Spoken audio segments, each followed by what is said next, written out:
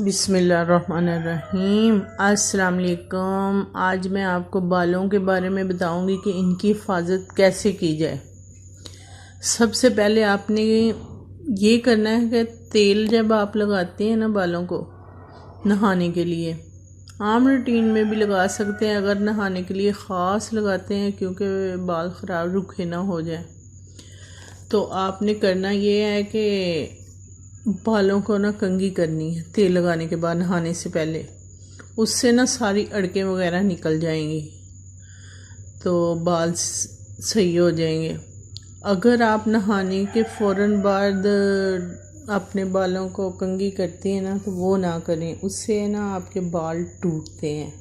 इसलिए मैंने कहा है तेल लगाने के बाद आप कंघी किया करें ताकि आपके बाल टूटे ना। गीले बाल बहुत जल्दी टूटते हैं और आधे आधे हो जाते हैं, फिर वहीं से ही दो मुंह शुरू हो जाते हैं जहाँ से टूटते हैं। ऐसे जब हम धूप में देखेंगे हमारे बाल रफ रफ तो उड़े उड़े से लगेंगे।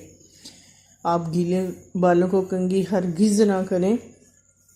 और दूसरा टोटका ये है कि आपने ना कंघियों पे ना अपने घर की कंघियाँ जो भी आप इस्तेमाल करते हैं, आप उस पे ना सूरज शम्स पढ़ें। एक दफ़ा सूरज शम्स पढ़ के फूंक मारें ऑयल पे भी और कंघी पे भी। इंशाल्लाह आपके बाल टूटना भी बंद हो जाएंगे और लंबे भी होंगे। इसका बहुत फ़ायदा है, आप करके देखें। आपने एक दिन छोड़ के एक दिन कंघी पे पढ़नी है सूरज शम्स।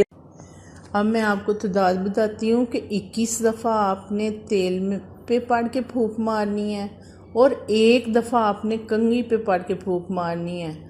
और कंघी पे आपने एक दिन छोड़ के एक दिन फूंक मारनी करनी है और आपके बाल बहुत प्यारे और घने और लंबे हो जाएंगे। अल्लाह हाफिज़।